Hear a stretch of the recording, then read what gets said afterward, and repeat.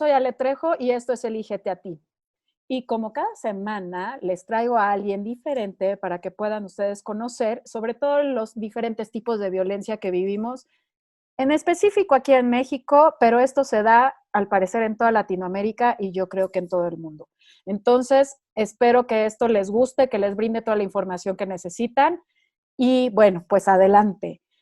Primero, les presento a mis queridos invitados. Primero las damas. Arlene Pandal. Arlene Pandal es como la directora jurídica de la Brigada Callejera de Apoyo a la Mujer e Isa Martínez. ¿Ok? ¿Cómo estás, Arlene? Aquí muy contenta por la invitación, les agradezco muchísimo, de verdad que para nosotros es un gusto poder tener mayor información y mayor comunicación con la gente de afuera del ambiente que nosotros trabajamos para generar conciencia y invitarlos a que ayuden más. La invitación, un honor estar acá contigo. Ay, no, al contrario, gracias por tu tiempo. Y además, yo les traigo a alguien que en específico yo quiero mucho, que ya lo conozco desde hace tiempo, bastante tiempo. Y él es Raúl Velázquez. Él es uno de los fundadores de Tejiendo Pueblos, ¿ok? Tejiendo Pueblos se dedica a toda la parte de donación de despensas, principalmente para trabajadoras sexuales y otros grupos vulnerables de la Ciudad de México, por el momento, porque falta la expansión, me queda clarísimo, y también de otros grupos vulnerables, como son los migrantes, toda la comunidad trans y sobre todo los adultos mayores. Bienvenido, Raulito. Hola, mi querida Ale, muchísimas gracias por la invitación. Es un gusto estar aquí contigo para platicarles a todos los que nos están viendo y escuchando sobre lo que ahorita estamos haciendo en Tejiendo Pueblos, porque aunque comenzamos operaciones en 2017 después de los sismos que vivimos y estuvimos ayudando muchísimo, especialmente a la zona del Istmo de Tehuantepec en Oaxaca, en reconstruir hornos de pan, en reconstruir hornos de barro, brindando bastidores, etcétera.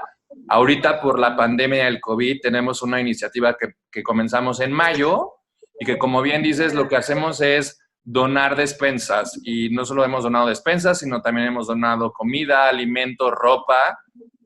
Nos hemos concentrado especialmente en trabajadoras sexuales, pero también hemos ayudado a migrantes y a otras poblaciones que han sufrido por la pandemia. Entonces, bueno, muchísimas gracias por la invitación. Ay, no, al contrario. Ahora nada más dime, Rulo, por ejemplo, ¿por qué las trabajadoras sexuales? O sea, ¿de dónde empezó esto? Me queda claro que tiene que ver con lo del sismo del 2017, pero específicamente, ¿por qué te interesó apoyar a este segmento de la población? Realmente lo que nosotros ahorita estamos haciendo fue digamos, no hubo algo planeado. Realmente una amiga en una ocasión me invitó a llevar despensas a la Merced, que hay que entender que la Merced es el foco rojo en toda Latinoamérica y obviamente en México de la trata sexual, de la prostitución y donde están el mayor número de trabajadoras sexuales. Y cuando la acompañé nos dimos cuenta de la importancia que teníamos que hacer nosotros de apoyar a este grupo, de apoyar a este grupo olvidado, de apoyar a este grupo que vive muy estigmatizado, que generalmente nadie los voltea a ver y que tristemente pues vive violentado, ¿no? Vive violentado tanto por el gobierno, por sus autoridades, pero por la sociedad en general, que la sociedad en general aún no tiene esta conciencia y estos valores para identificar cómo hay que voltearlos a ver. Entonces, de esa manera fue como nosotros que decidimos el acercar apoyo para ellas. Actualmente ya hemos dado 400 despensas. Justo este viernes ya tenemos un planeado la entrega también de ropa y tortas. Es una entrega que estaremos haciendo a trabajadoras sexuales trans.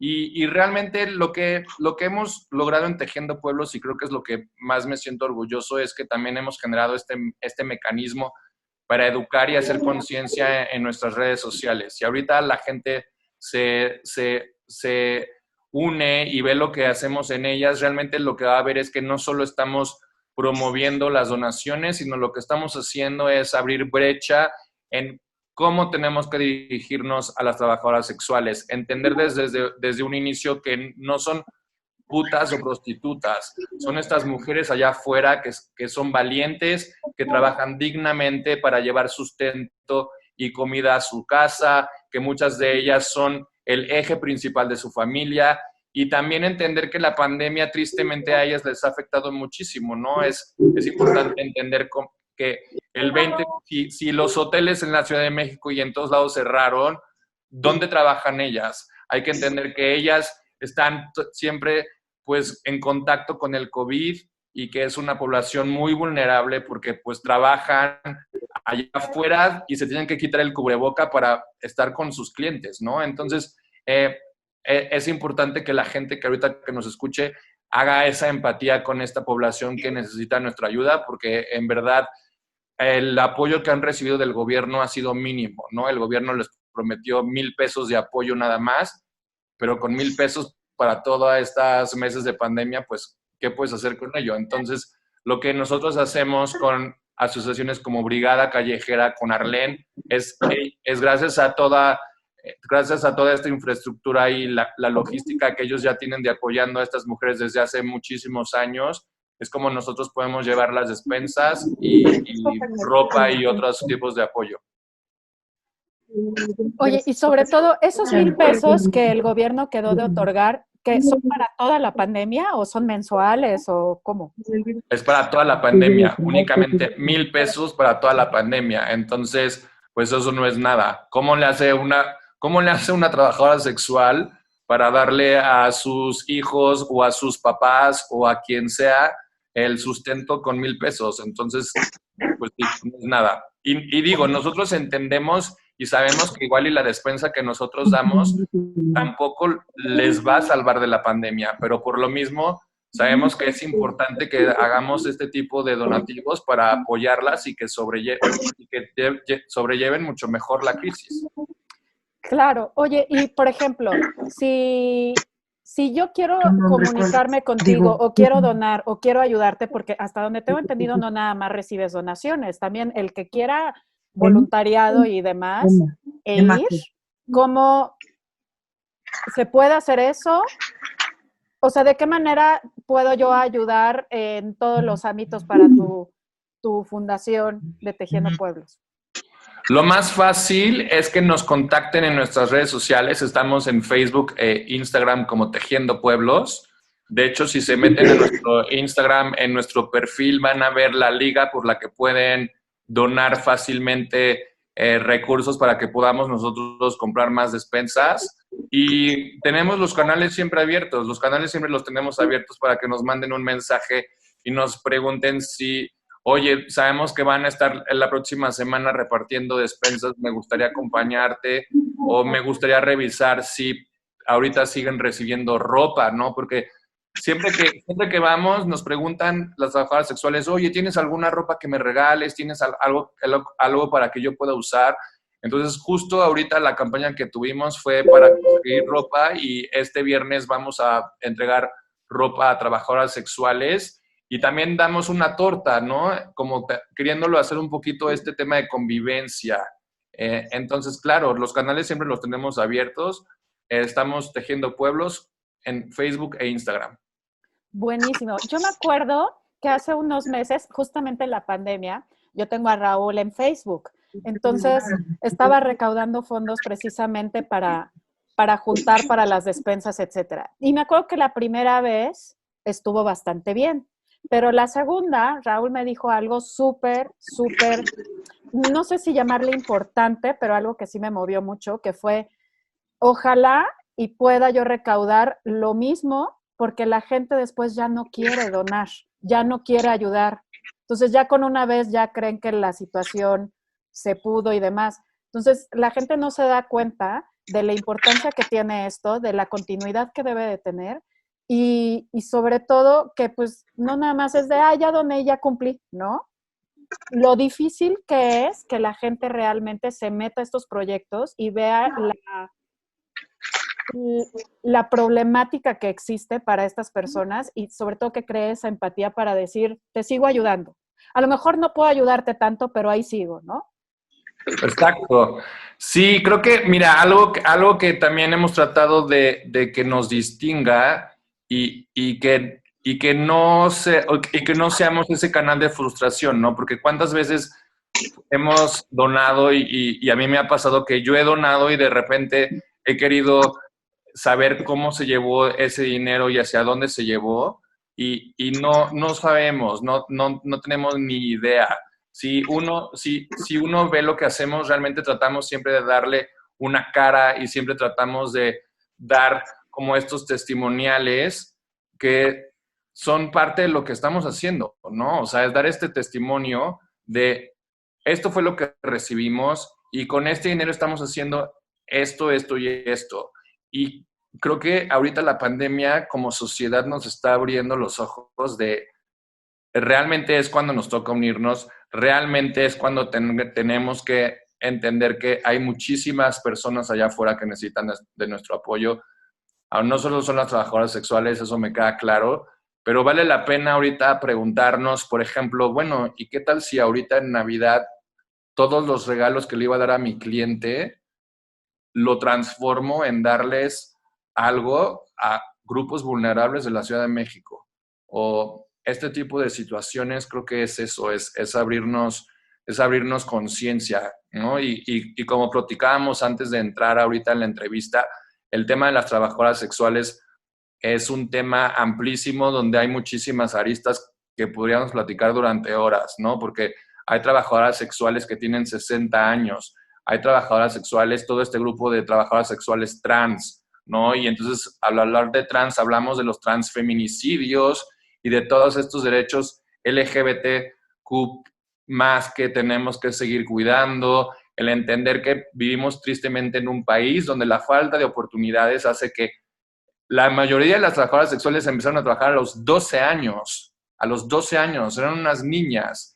Y además que la pandemia lo que está provocando es que ya hay números que nos indican que más mujeres están saliendo para trabajar a la calle, ¿no? Porque se están quedando, o sea, el desempleo, la falta de oportunidades con la pandemia está aumentando. Entonces, creo que los que nos están escuchando deben un justo eso. Como sociedad tenemos que abrir los ojos y el tema de las trabajadoras sexuales, yo soy hombre, pero eso no significa o sea, es un tema en el que tanto hombres como mujeres tenemos que abrir y ser empáticos. Y esa empatía, en verdad que invito a todos a que la vivan, porque es eso, son mujeres que muchas veces han sufrido historias bien cañonas y bien tristes, pero lo que nosotros hemos descubierto son historias también hipervalientes y de mucho coraje y de muchísima semblanza y que allá afuera dignamente todos los días están allá afuera en la calle tratando de ser la mejor persona. Entonces, esa parte es bien importante. Me encantó la palabra que utilizaste ahorita, dignamente. ¿Cuántas veces no en la sociedad, lo que platicábamos hace unos minutos, en la sociedad, hasta nosotros, no, cuando alguien te quiere insultar, sobre todo normalmente de hombre a mujer, normalmente, porque también se da entre mujeres, no te dicen, es que eres una puta, es que eres una facilota, y todo se dice despectivamente. Entonces se toma todo como una ofensa. Y desde ahí es de donde empezamos, como dices, a estigmatizar todos estos grupos que sinceramente están trabajando como pueden, como les da a entender, lo mejor que puedan para sobrevivir y para vivir lo mejor posible y dar una mejor vida a sus familias, porque normalmente estas mujeres no están solas, no son ellas nada más, tienen hijos, tienen familia, los papás a lo mejor están enfermos y es su única oportunidad de trabajo, la que conocen o dentro de sus posibilidades donde viven, etcétera. Ahora me encantaría ir, por ejemplo, con Arlene. Arlene ha tenido muchísimo tiempo contacto con este grupo vulnerable de trabajadoras sociales. Entonces, Arlene, platícanos, por favor, todos estos estigmas que hay en la sociedad para con ellas, siendo que es la profesión más antigua del mundo. ¿Por qué le tenemos tanta tirria eso sí, tirria cuando les conviene, ¿no? Porque cuando no, pues ahí van con ellas, ¿no? Pues tiene que ver con un proceso que genera el consumo, ¿verdad? Bien lo comentas tú. Si no hubiera consumo, no hubiera trabajo sexual, y si no hubiera trabajo sexual, pues entonces no tendríamos por qué estar rentando el cuerpo para una satisfacción sexual, ¿no? Entonces, efectivamente, la trata de personas genera una situación de ser tan exitosa, tristemente, porque hay mucha demanda, hay mucha gente que quiere tener sexo con menores de edad, gente que quiere tener sexo con gente que amarren o que lastimen, y mil fetiches más que están dentro de una situación de violencia y de ser ilícitos y de cometer un delito como lo es la trata y como lo es el lenocinio, y esto se tiene que perseguir y se tiene que perseguir con toda la fuerza de la ley, porque no puede ser posible que en el mundo haya gente que esté involucrada en situaciones de trata en contra de su voluntad y que tengan que obligarla a hacer cosas que no desea hacer. Esto es bien importante porque en la zona de la Merced, donde Brigada Callejera trabaja, es la zona más grande en toda Latinoamérica de trabajo sexual y de trata de personas. Esto es importante nombrarlo porque en algunos momentos, para algunas feministas radicales, el tema del abolicionismo frena mucho la posibilidad de poder reglamentar que las mujeres que ya están trabajando en vía pública puedan tener mejores condiciones de vida. ¿A qué me refiero con esto?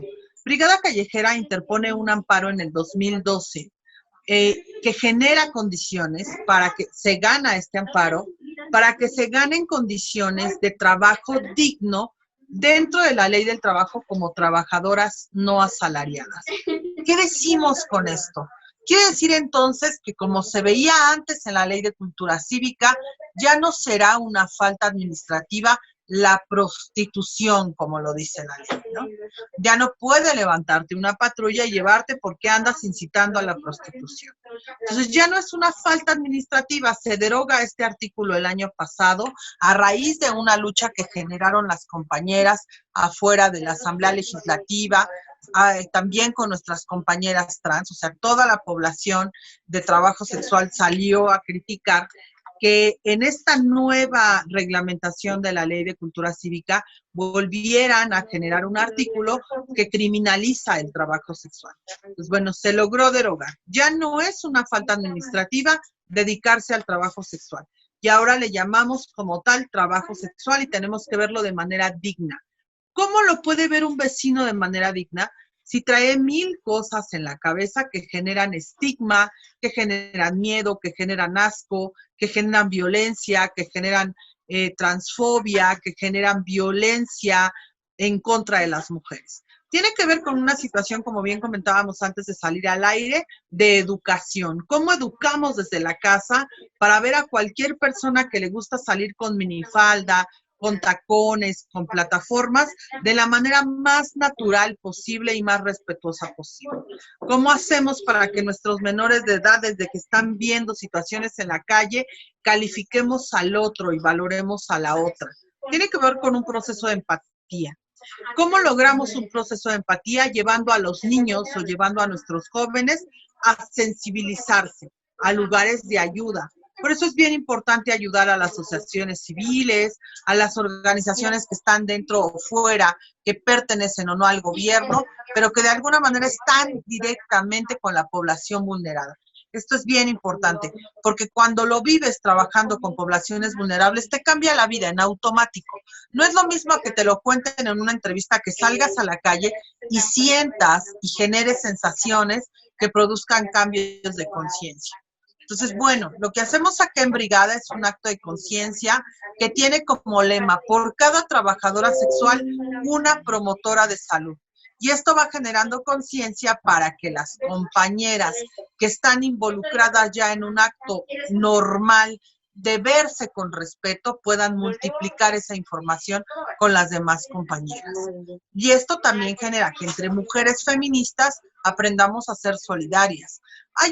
En México hay una corriente muy fuerte de mujeres feministas, abolicionistas que dicen todo lo que sea trabajo sexual o todo lo que sea explotación sexual es lo mismo que trata y todo por igual debe de ser perseguido. Entonces no tenemos que regular.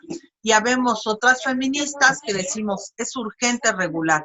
Es urgente que se le den derechos a estas mujeres que número uno no tienen a un explotador o a una explotadora detrás quitándoles el dinero. Número dos, que están ahí por su propia voluntad, aunque esto que estoy diciendo parezca una locura. Y número tres, que puedan generar condiciones ya en la vía pública para que ni la delincuencia organizada, ni la policía, ni la gente que es corrupta de las alcaldías se aproveche de ellas. Estos 3 puntos son fundamentales cuando Brigada Callejera habla de reformar, de modificar la ley de trata y de buscar la forma en la que dentro de la ley de no asalariado, de la ley del trabajo, el grupo de no asalariados genere mejores condiciones para ellas directamente en su punto de trabajo, o sea, en la calle. Y esto es bien complicado. Ya te imaginarás, Alejandra, la problemática que engloba esto, de que estén paradas en una esquina lloviendo, con frío, con calor, y que además haya varios grupos que las estén extorsionando y las estén obligando a tener que pagar alguna cuota que no debiese ser. Entonces, es un grupo estigmatizado, violentado, criminalizado, que todo el tiempo está haciendo acto de ojos que critican y cuestionan a una población que la hace de psicóloga, de enfermera, de escuchar problemas del cliente, porque además, si nos quitamos un poquito los estigmas, vemos lo que pasa en una realidad, y es que hay personas que se dedican al trabajo sexual y hay miles y millones de personas que se dedican a consumirlo. Entonces, tenemos que hablar también del que lo consume. ¿Qué conciencia tiene una persona que está consumiendo una hora o media hora de un placer que genera un proceso distinto para llegar a un acuerdo de voluntades entre dos personas? ¿Cómo lo entendemos como sociedad, no? ¿Cómo lo entiendo como mujer casada que puede decir, híjole, mi marido puede ir y estar atendiendo esta situación, ¿no? Consumiendo estos servicios? Bueno, tenemos que quitar el estigma y generar que si hay un proceso de consumo de sexo, es algo que nunca se va a acabar, Alejandra. Y por ello es urgente que las mujeres que lo están viviendo tengan, número uno, un proceso de responsabilidad de su cuerpo. No pueden estar no cuidando su cuerpo y atendiendo a otra persona. ¿Por qué comento esto? La pandemia de los 80 con el VIH-Sida se llevó a muchas personas, cientos de personas muertas por VIH-Sida. Y se hizo una campaña muy fuerte de todas las organizaciones y del gobierno y de los gobiernos del mundo para que esta pandemia se regularizara y bajara. Los números rojos los tenían antes las compañeras, los compañeros trans y toda la población LGBTQ y más, ¿no? Era aberrante esa situación. Y con una campaña importante de información fue bajando, fue bajando, fue bajando. Hoy en día podemos decir que las trabajadoras sexuales y nuestros compañeros LGBTQI más están hasta abajo. Son personas que no están en números rojos. Y hoy en día las personas que están en números rojos son las amas de casa, son los estudiantes y son los compañeros y compañeras que a la vista tienen la información. Quiere decir que no es solo que tú digas regalo miles de condones. No para ahí un proceso, ¿no? Tiene que haber todo un proceso que cierre el círculo de enseñanza, de promoción y de prevención, para que esto sea exitoso y para que entonces los números rojos bajen. Pero bueno, así como luchamos con esa pandemia y que hoy logramos tener la clínica especializada Condesa, que no la regaló el gobierno, sino que fue una lucha de la sociedad civil y de las organizaciones y de la población que se estaba muriendo, pues era el acto de denunciar que no pasaba lo que por derecho debía de pasar. Por eso en Brigada Callejera estamos sumamente comprometidas con ayudar a quienes se dedican de manera libre al trabajo sexual y también a seguir luchando en contra de la trata. No puede haber menores de edad consumidos, pues, por por el acto de la trata de personas. No puede haber mayores de edad consumidos por el acto de la trata de personas. Es aberrante la forma en cómo nos enteramos que los padrotes obligan a las mujeres, violentan a los niños, secuestran a familias enteras para que la mujer siga trabajando en una esquina. Eso no puede ser permitido, tenemos que seguir castigando y tenemos que seguir en contra de los lenones y de la trata de personas. Ahora, cabe destacar que cada que buscamos que el gobierno sale a hacer una redada, mágicamente no se mete a la cárcel a ningún tratante de primer nivel. Pero sí están en la cárcel las amas de llaves, la señora que hace la limpieza, el señor que está recogiendo la basura, el señor que iba pasando, pero nunca un tratante de primer nivel. Entonces, nos está hablando también que la ley mexicana de la trata de personas está mal y que se tiene que reformar cómo es que generamos el tema del lenocinio y cómo buscamos mejores condiciones para que en este tema no estén en la cárcel la gente que no debiera de estar. Darlene, de toda esta población que hay de trabajadoras sexuales, ¿tienen algún número o porcentaje aproximado de cuántas de estas trabajadoras sociales están por trata de blancas?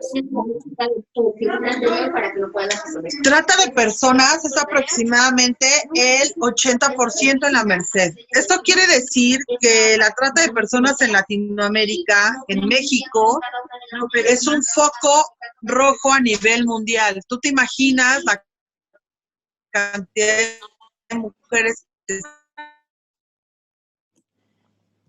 están por trata? Impresionante. No hay cantidad del 85% de mujeres de trata de personas. Entonces, ¿qué quiere decir?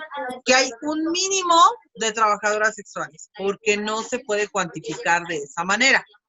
Entonces, hay una gran cantidad de mujeres que están aquí en contra de su voluntad, una gran cantidad, impresionante, con padrote, con madrota, con la delincuencia organizada, porque además son 3 grupos distintos. Uno es quien está con padrote, otro quien está con madrota y otros distintos quienes están con la delincuencia organizada. Eso es un grupo de trata, toda una gama de trata de personas. Pero hay también una gran cantidad de mujeres que están por cuenta propia y que el gran grupo también que se concentra de mujeres independientes también lo tenemos, en el área de la Merced. Eso quiere decir que la Merced entonces engloba a 2 grupos distintos, uno en contra de su voluntad y otro por cuenta propia, y que así tenemos también que identificar y respetar los 2 aspectos. No podemos negar el uno por el otro, ni tampoco generalizarlo. Generalizarlo es una falta ética para quienes tienen una licenciatura, para quienes tienen una experiencia en campo y para quienes han pisado de alguna manera cualquier trabajo antropológico o social. Y hay muchas feministas de renombre y muchos grupos políticos que generalizan. Y esto es una falta de respeto, una incongruencia política y social. Y entonces están haciendo un acto de discriminación a todas luces de las cientos y miles de mujeres, porque hay 6.500 mujeres antes de la pandemia en el trabajo sexual. Y después de la pandemia subió el 1.5%, 1.500 mujeres más. Tenemos entonces una cantidad más las que faltan. Una cantidad grande de mujeres que amas de casa, estudiantes o mujeres que se habían retirado, que eran trabajadoras sexuales y que ahora regresan.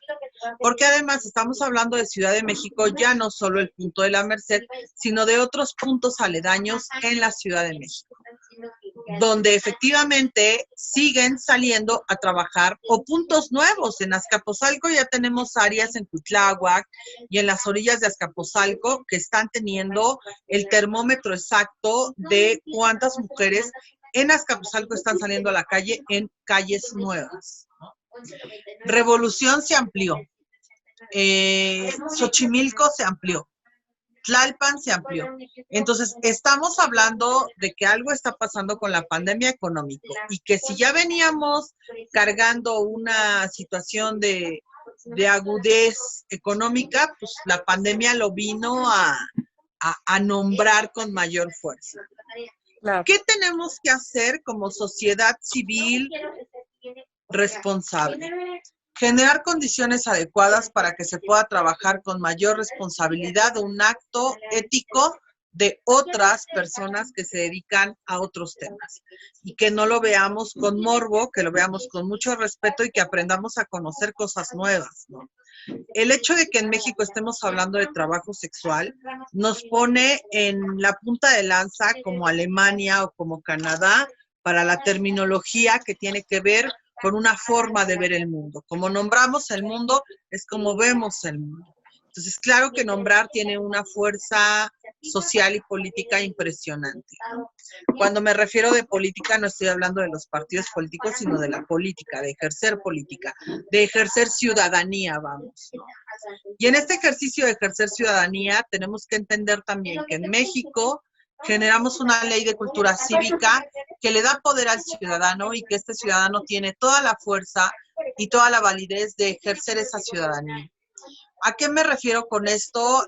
Si hablamos de Buenaventura de Sousa, leemos a este autor y este autor nos explica y nos da la gama de poder entender por qué la ley de cultura cívica y por qué la forma de generar conciencia para manejar mejores condiciones hacia el ciudadano debe de ser respetada. Y ya que el ciudadano tiene esa fuerza de ejercer incluso economía con los programas de ejercer el presupuesto participativo, del mejoramiento barrial, mejora conocimiento. Y esto da mayor fuerza para que en las áreas de la Ciudad de México, las áreas olvidadas puedan entonces tener renombre y puedan ahora ya ser no el basurero, sino ahora el parque, ¿no? El parque ecológico o la huerta comunal, etcétera. Pero esto da una fuerza también importante para entender la independencia económica que puede generar una sociedad y que por ello también tenemos que buscar que las mujeres en nuestra ciudad tengan economía y tengan la libertad de qué hacer con su economía. Si esto se genera y se da mayor fuerza, podemos entonces entender que hay mujeres que se pueden dedicar a lo que quieran y que hay también una explotación laboral en todos los ámbitos, en todos, en cualquier sector en donde ya acabamos la licenciatura y nos vamos al mundo laboral, nos damos cuenta que también nos explotan. Entonces, la explotación laboral está en todos los ámbitos y esto también no se tiene que dejar de ver y no solo decir, pobrecitas de las que están en la calle, pobrecita de la puta, pobrecita de la sexoservidora. El término correcto es trabajo sexual y tenemos que reconocer que las mujeres que han trabajado en otros ámbitos, si deciden trabajar con la fuerza económicamente activa que lo hace a través de su órgano sexual reproductor, está en todo su derecho. Solo está generando ese proceso de poder vender una hora o media hora de ese servicio sexual, porque no venden el cuerpo ni tampoco se prostituyen, están dando un servicio sexual, nada más. Y esos términos se tienen que entender como volvemos a lo mismo, hablando de Canadá y hablando de Alemania o hablando de Suiza, de ejercicios que dentro de las normas en el trabajo sexual se van generando con mayores condiciones y que así se tienen que mantener. Mejorar las condiciones adecuadas para que a futuro en México hablemos de una ley de cultura cívica donde el ciudadano pueda caber, pero también la trabajadora sexual, que al final del día también es una ciudadana y que llegando a su casa también se vuelve una vecina, una ama de casa. Entonces, en el transcurso del día, jurídicamente, pasamos por varios rubros como seres humanos. Y en estos rubros, en todos, tenemos que caber con total respeto. Brigada Callejera intenta entonces entender que el trabajo sexual como la trata de personas caben en un mismo lugar, tenemos que luchar en contra de la trata, pero que mientras eso pasa no podemos cerrarnos los ojos como lo hacen las compañeras feministas abolicionistas y decir, no, todo es malo, todo es la trata mal, mientras pasa la vida de una trabajadora sexual de la tercera edad que tuviste en tus manos la posibilidad de darle una mejor vida, de darle un tarjetón de trabajadora no asalariada, para que cuando llegue el padrote o llegue una persona extraña de la alcaldía a quererle extorsionar, diga, alto, yo tengo mi tarjetón y por derecho no me puedes quitar porque yo ya tengo un permiso especial que me permite estar en la vía pública, a la cual no estoy faltando, a la cual no estoy generando un acto ilícito, a la cual no estoy tirando basura o no estoy generando un problema de incapacidad para que la gente pase por esa área común, sino estoy dentro de lo establecido con las normas que se requieren y tengo todo el derecho de estar, ¿no? Entonces, es un cambio de paradigma que en México se haya ganado un amparo, el 2012/2013, es un acto histórico a nivel mundial que en México se esté hablando de trabajo sexual. Por eso hoy en día vemos a nuestros diputados, a nuestros senadores y a la gente que entiende este tema hablando de prostitución, porque hay un estigma fuerte por querer reconocer lo que ya se ganó por una vía jurídica, que es reconocer el trabajo sexual digno ante los ojos de cualquier instancia gubernamental. No sé cómo vean, ustedes denme su opinión, es muy chistoso, justo acabas de dar muchos adjetivos, sustantivos de es la trabajadora sexual, es la puta, es la prostituta, es la... Entonces, a ellas sí se les nombra, ¿no? A ellas sí se les pone una definición. Pero eso sí, a los que consumen este servicio no tienen una definición. ¿Cómo ven esto? A ver tú, mi querido Raúl, tú que platicas mucho con ellas y también estás con ellas y demás, ¿qué simpática es la sociedad que a ellas sí las define, las juzga? Porque ni siquiera es definición, es un juicio, pero al que consume eso, al que va y paga y al que fomenta este trabajo, no se le señala.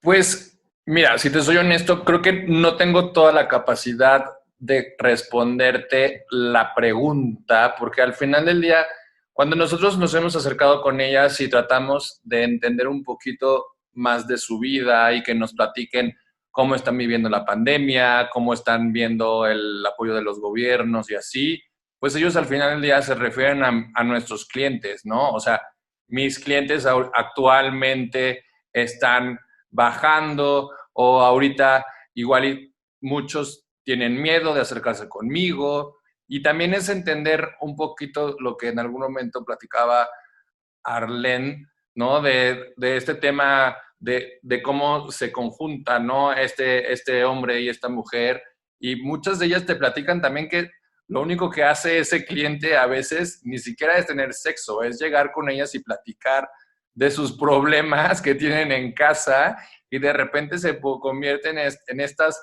psicólogas de muchas cuestiones que ese hombre está viviendo. Entonces, o sea, yo es lo que te puedo comentar, o sea, en esta cuestión de este estigma social hacia esa persona que consume este servicio de la trabajadora sexual, creo que no, yo de lo que conozco y entiendo, igual y Arlene nos puede decir otra cosa, es sobre esta parte de que realmente es algo muy frío, o sea, frío me refiero a que es un cliente, ¿no? Es un cliente para ellas, es el que les lleva el dinero y seguramente como tú o como yo, que conectas con una persona mejor en la calle que con otro, ellas seguramente han de tener una mejor conexión con algunos o con otros, ¿no? El otro día estábamos con una de ellas y ella muy orgullosa nos decía que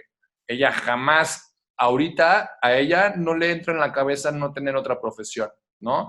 Entonces ya cuando hablas de profesión, también entiendes el valor que ella le está dando a lo que hace en su día a día, ¿no? Y nos decía, a veces apestan, a veces les huele horrible la boca, a veces, o sea, ¿sabes? Y entonces, en estas historias que te cuentan, pues te das cuenta que es como nosotros. Yo tengo clientes a los que quiero más que bueno, a todos los quiero. No me escuchen mal a los clientes. No a todos les huele la boca. Pero a lo que me refiero es que al final del día, humanamente, ellas también contactan con ese otro ser humano que está ahí. Entonces, regresando a tu pregunta inicial, es un poco entrar como en este tema de los que se drogan y no se drogan, y entonces entrar como en la criminalización o la no criminalización de ese uso y consumo.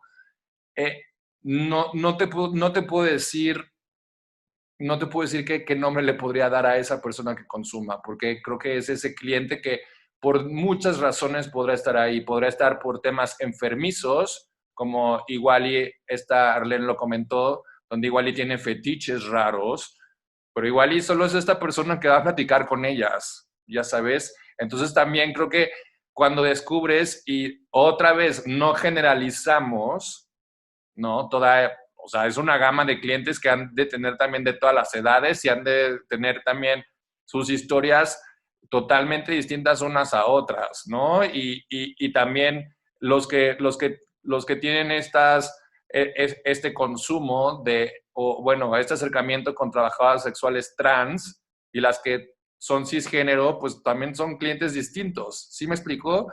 Entonces, no te sé decir. Yo espero que con mi respuesta haya dado un poquito como este lado humano, que nosotros como este grupo cívico que trabajábamos con las trabajadoras sexuales descubrimos, ¿no? O sea, si me das un minuto, a mí lo que me encantaría ahorita compartirte es algo que una trabajadora sexual les hacemos preguntas, ¿no? Porque les hacemos preguntas para que en nuestras redes tengamos contenido, ¿no? Y tengamos esta posibilidad de educar y hacer conciencia.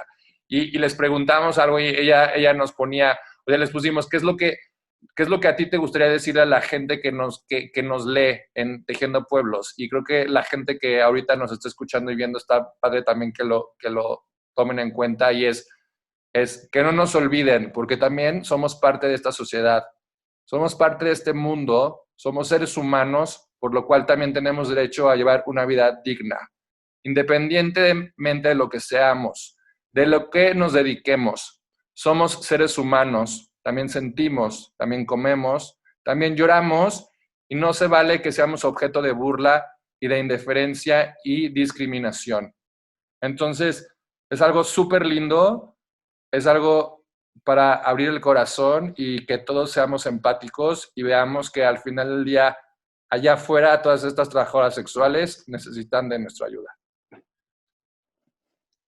Me encanta lo que acabas de leer, sobre todo porque justo la pregunta que yo te hacía es que los clientes, esos son clientes, no tienen una palabra despectiva, ¿no? Entonces, ¿cómo pueden ser una población tan marginada, pero a la vez ellos y ellas son muchísimo más empáticos con nosotros, por así decirlo, que somos las que los estigmatizamos, ¿no? Las que los enjuiciamos, porque así es en la sociedad. Entonces, como esta población que en lugar de estar resentidísima, por así decirlo, nos tiene más respeto del otro lado que nosotros a ellos, ¿no?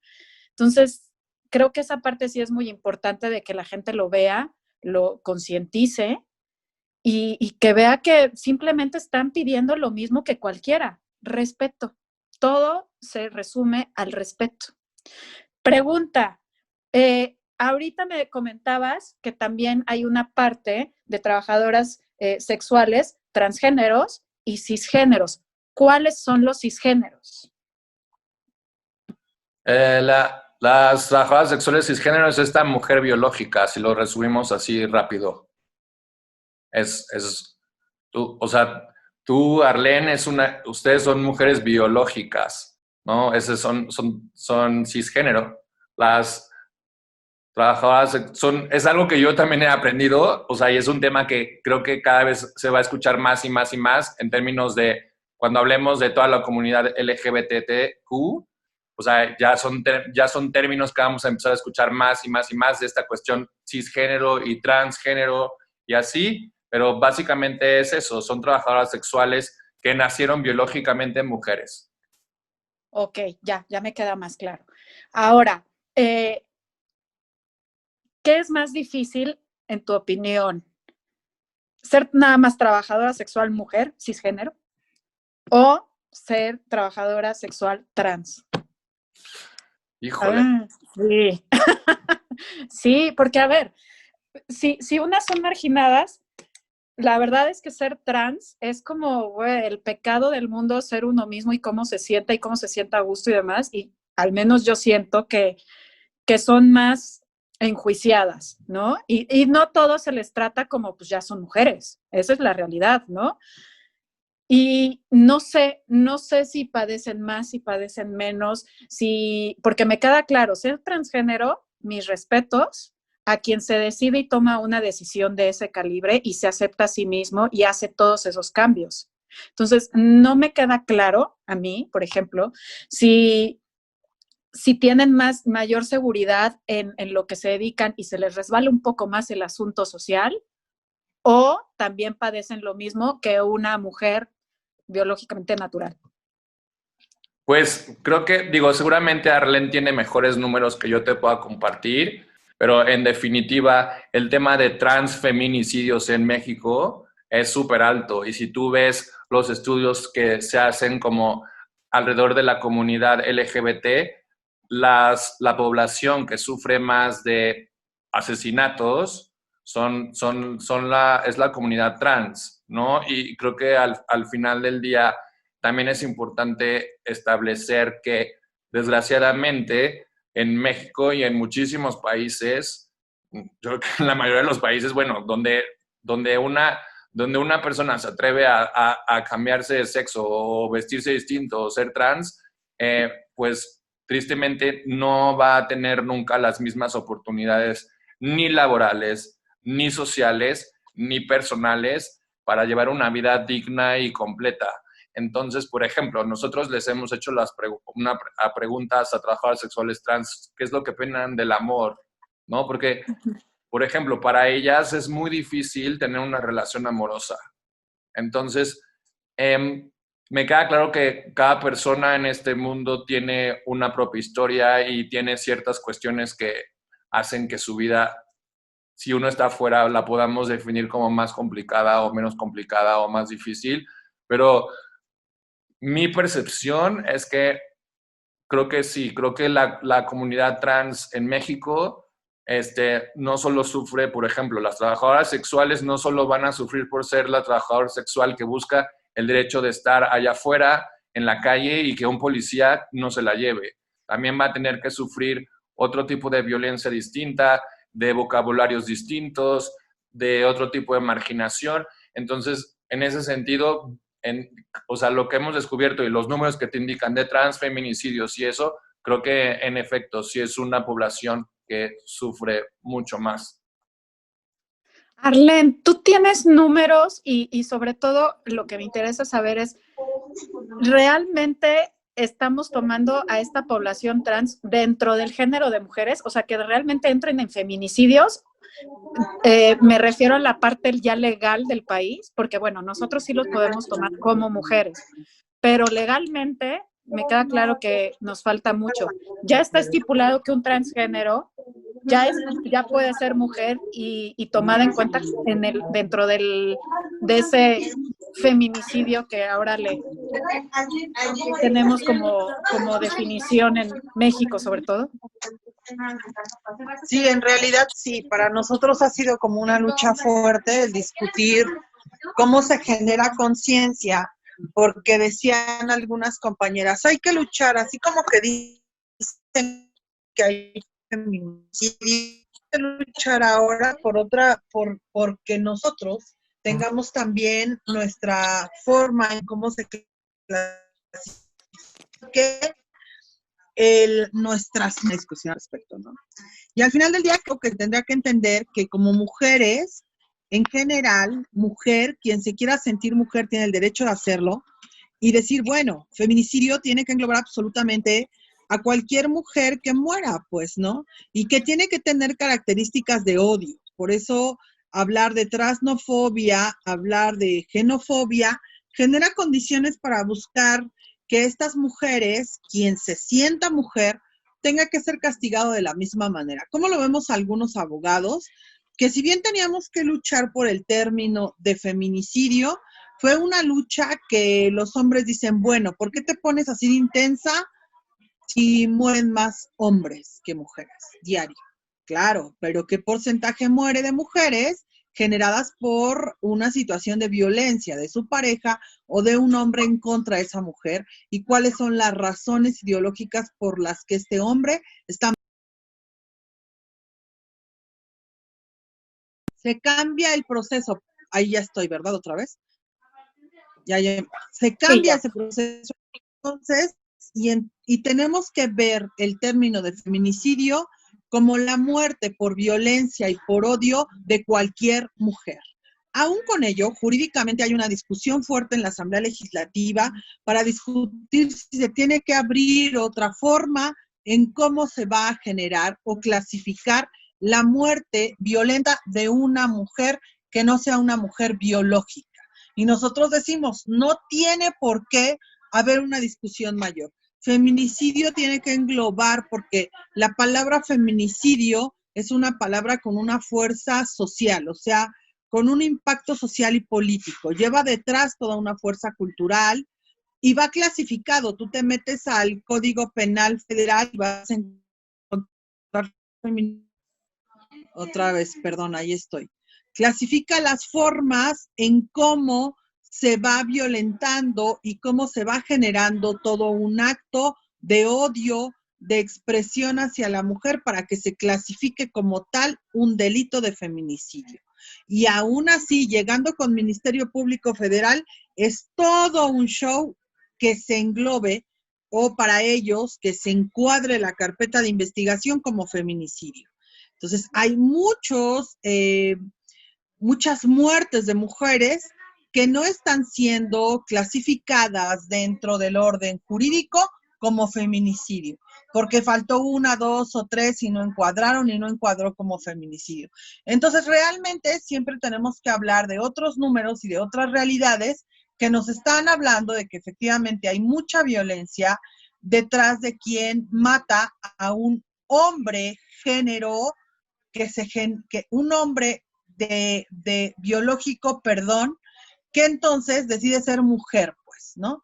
Y entonces el hecho de decir soy trans y cómo matan a una mujer trans que biológicamente es hombre, se triplica la violencia. Esto es real. Pero que no podemos entonces estar clasificando jurídicamente un delito especial, otro delito especial, otro delito especial. Violencia contra una mujer o muerte contra una mujer puede totalmente englobar en feminicidio. Pero aquí el problema no está en cómo nosotros vemos si es feminicidio o no. El problema está en cómo Ministerio Público va a clasificar y va a englobar qué es feminicidio. Ahí está el problema, porque hay muchos casos que se pierden porque el MP no lo clasificó ni encuadró la carpeta como feminicidio. Y entonces los números bajan, ¿no? Y nos dicen, los feminicidios han bajado, la violencia contra nuestra población LGBTQ y más está bajando. La población que está en la vía pública está en mejores condiciones de vida. Vean los números oficiales. Y decimos, no es cierto, porque hay todo un proceso como una gran coladera de Estado donde el MP va a hacer su trabajo de no justificar estas carpetas, no las pasa, no las encuadra, y entonces solo fue violencia, solo fue robo, solo fue atropellado, solo fue homicidio culposo, y ya, pero no clasifica como debe de clasificar un feminicidio. Por eso esta violencia y este movimiento que generamos tan fuerte en Ciudad Juárez por las muertas de Juárez, porque no fue mínimo. Lo que se vivió en Atenco no fue mínimo. Hay toda una violencia de Estado en contra de las mujeres que despiertan, ¿no? Este último movimiento de Fuimos Todas, con las marchas que hicieron las compañeras feministas en Reforma y en Insurgentes, generaron carpetas de investigación. Me tocó ir a defender a un grupo grande de feministas a la alcaldía Cuauhtémoc, al Ministerio Público, y hay carpetas de investigación de este vuelo, donde les llegó hoja de presentación y citatorio a más de 10 compañeras, sin tener la dirección y sin tener el nombre completo, que ellas lo hayan proporcionado, pues, todo el tiempo ellas encapuchadas y cubriéndose la cara, cubriendo la identidad, llegaron a su domicilio. Quiere decir que las cámaras de C5 para algunos temas muy perfilados para el Estado mexicano funcionan, y para un robo, para un atropellado, para una situación de buscar a un acto, por ejemplo, previo al feminicidio, no lo investigan. Pero para una persona que acaba de romper un vidrio en Reforma que le cuesta mucho a la empresa privada, C5 rapidísimo abre cámara y da persecución hasta que llegues a tu casa.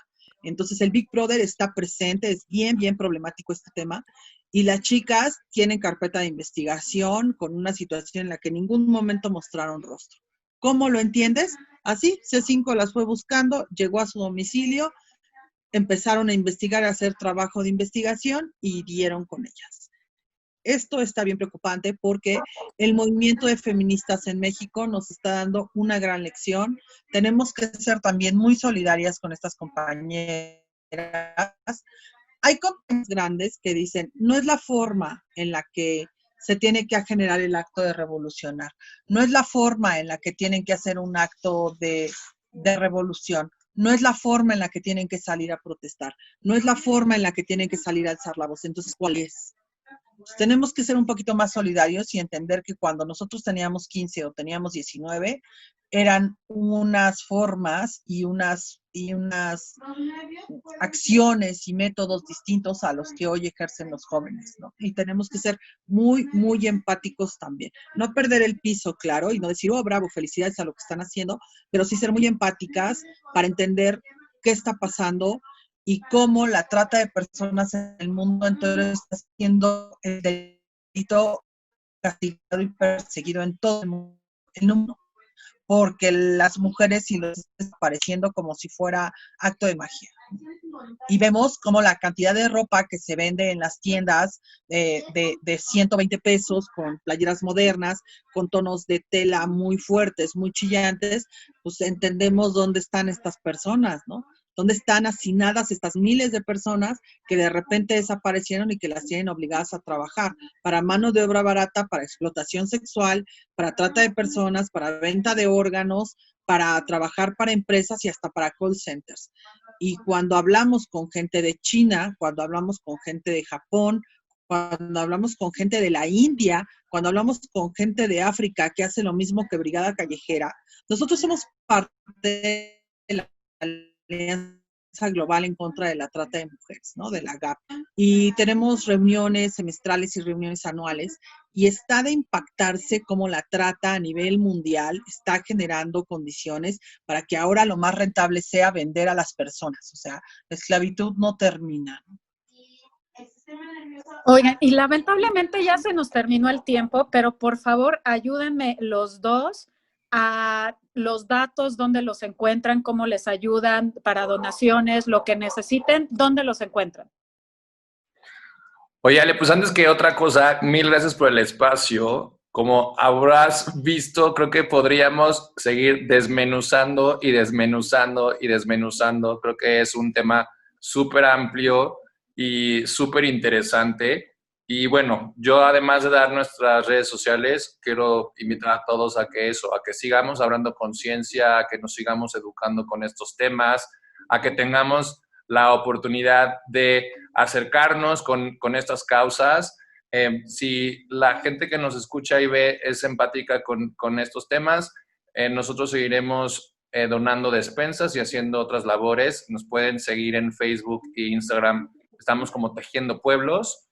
En el perfil de Instagram tenemos ahí la liga para que nos donen. Y hacemos también la invitación a que lo hagan a Brigada Callejera, ¿no? Que todos los días está allá afuera haciendo una gran labor, y justo eso, alzando la voz y denunciando para que muchas de las injusticias y cuestiones en la parte de derechos humanos que estas mujeres y otras poblaciones necesitan, pues los mantengan. Pero bueno, ahorita Arlene seguramente dará también sus canales de apoyo.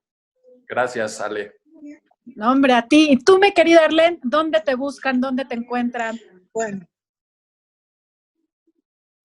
Bien, nosotros estamos en el corazón de la Merced, en la calle de Corregidora 115, despacho 204, a 2 cuadras del Metro Candelaria. Saliendo del Metro Candelaria, cualquier trabajador sexual donde está Brigada y llegan a Brigada, ¿no? Es un lugar pequeño, muy acogedor, una microclínica con todo lo esencial. Twitter, Arlén Palestina, Twitter, Brigada Callejera, número de la oficina 55 42 40 96, Minextel 55 62 97 12 03. Se meten a Google, Brigada Callejera de la Mujer, les va a aparecer nuestra página en Google, sin ningún problema, o nuestra página de Facebook, y siempre en la primera página están nuestras redes, nuestro número de cuenta para poder visitar, y nuestra dirección para que cuando quieran venir a donar ropa, zapatos, medicamento y obviamente dinero, pues nos ayuden a seguir multiplicando esta gran ayuda que es urgente. Muchas gracias por la invitación. Me mucho gusto conocerte, Ale. Necesitamos más compañeras solidarias. No, hombre, al contrario, yo feliz de tenerlos aquí. Nos faltó el café, digo, nos la aventamos larga y aún así nos faltó mucha información. Espero que pronto se dé la oportunidad de que nos volvamos a ver y sobre todo hacer más conciencia con este tema que es súper, súper importante. Les agradezco mucho el tiempo, los inconvenientes de horario, técnicos, etcétera, etcétera. Un gusto enorme, de verdad, tenerlos aquí. Y por favor, búsquenlos, donen, como sea, y de verdad infórmense acerca de estos pequeños, de estas pequeñas minorías en la población que realmente necesitan apoyo y que son iguales a nosotros, en diferentes condiciones, lo que sea, pero son iguales a nosotros. Les agradezco enormemente su tiempo y sobre todo la labor que están haciendo. Muchísimas millones de gracias. Un fuerte abrazo a distancia. Raúl, te quiero muchísimo. Muchas gracias por siempre ser tan solidario. Nos vemos el viernes. El viernes nos vamos a ver allí en Pino Suárez para toda la población trans. Vamos a dar ropa y comida que Raúl nos está apoyando y donando y pues a seguir multiplicando. Muchas gracias, Ale. Gracias, Arlén. Gracias, Ale. Las quiero a los dos mucho. Gracias por todo. Un beso y un abrazo. Cuídense mucho. Vale, bye. Cuídense, que estén muy bien. Y bueno, esto fue Elígete a ti y búsquenlos. Nos vemos la próxima semana. Cuídense mucho. Hasta luego. Bye. Bye.